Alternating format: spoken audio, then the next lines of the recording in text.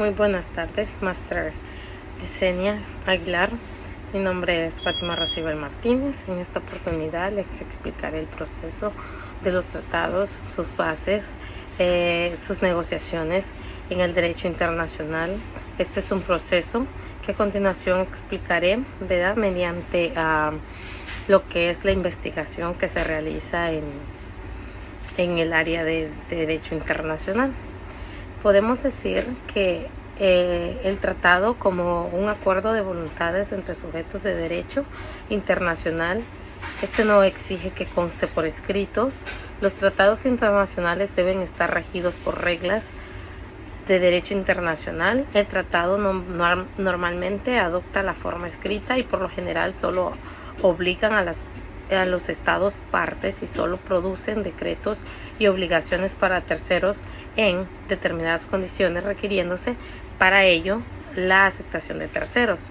El proceso de conclusión de los tratados y cada uno de sus fases son diversas. Los momentos del procedimiento de maduración de un tratado, sin embargo, los presentes comentarios se juntarán en las tres fases clásicas, que al principio es la negociación, la firma y la ratificación. Hablaré primero sobre la negociación. Decimos que la negociación comprende el inicio de los contactos entre las partes interesadas, el señalamiento de la materia, objeto del tratado, su acotamiento temático que se va a abordar, la redacción del texto, la tarea de la elevada complejidad en el laborioso camino de hallar posiciones en intereses naturalmente contrapuestas. Ciertos tratados como la Convención de las Naciones Unidas sobre el Derecho del Mar tardó mucho, como 9 años de negociaciones transcurridas, dificultosos que ponen en evidencia la complejidad de procesos. También les hablaré cómo la negociación se observa en la determinación del idioma o los idiomas que se asumirán valor probatorio, lo que conlleva complicaciones para homogeneizar o armonizar términos jurídicos en lenguajes distintos y a menudo pertenecientes a sistemas jurídicos de extradición diferentes, con negociaciones entre partes. En un entorno internacional de disparidades fácticas y de niveles de poder desiguales, cada palabra y cada frase pueden dar pie a interpretaciones elásticas y disparadas. En esta fase se siembra los cimientos normativos de un régimen convencional futuro. La negociación de un tratado culmina con la adopción del texto, pero al adquirir su vigencia en caso de esclarecimiento necesario, la voluntad de las partes o el fin del tratado son escudriñados por el intérprete de los trabajos preparatorios y en los documentos preliminares.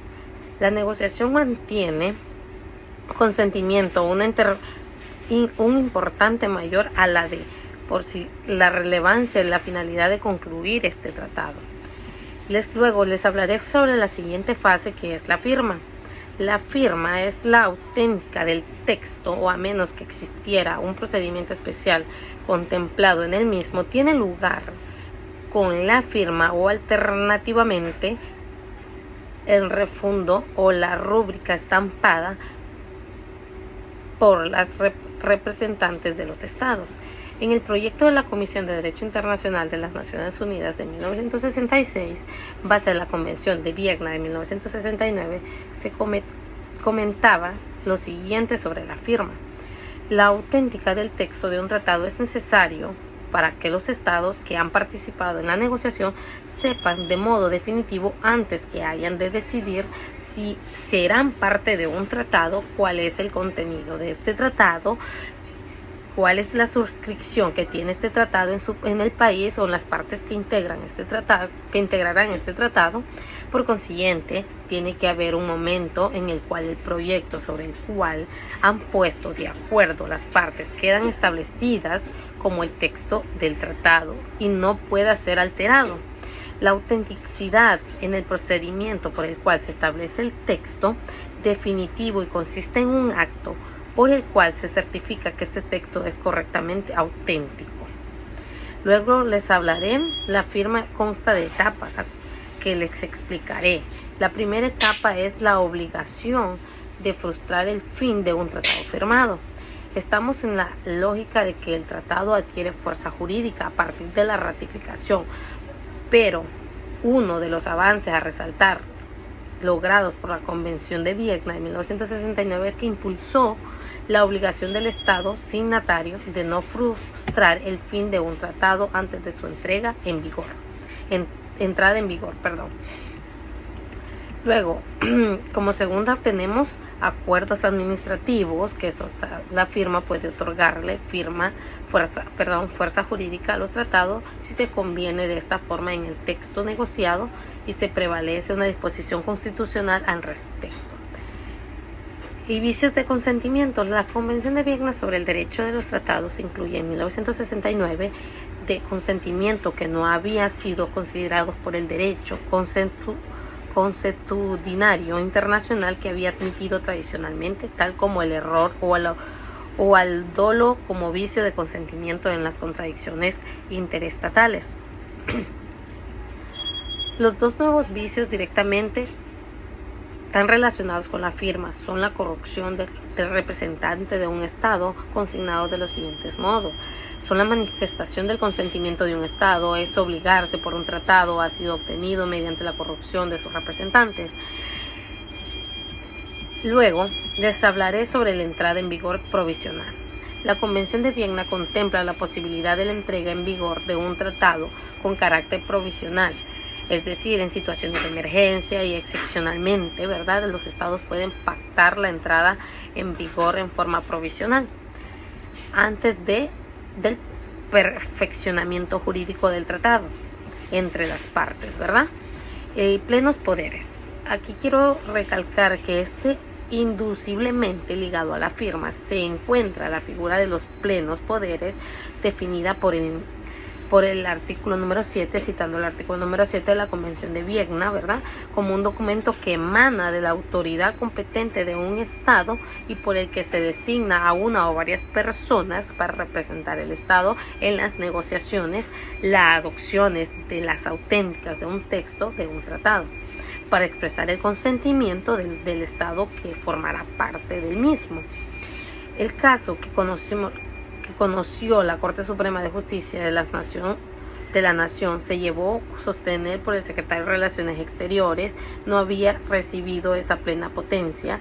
El argumento apareció como una falacia, pues se conoció mucho, ¿verdad? Este rescatado caso, pues se olvidaba deliberadamente lo prescrito en la Convención de Viena sobre los casos en los que los plenos poderes se estiman y son inherentes al cargo de los funcionarios, como por decir los jefes de Estado, los jefes de gobierno, los ministros de Relaciones Exteriores, los jefes de misión diplomática por los casos de los tratados entre países, acreditantes al país en el que se entregan el acreditado.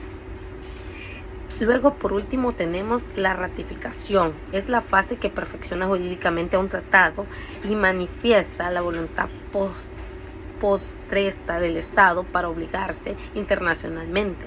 También citamos aquí la Convención de Viena, entendiéndose por ratificado el acto internacional por el cual un Estado hace constar en el ámbito internacional consentimiento en obligarse para un tratado.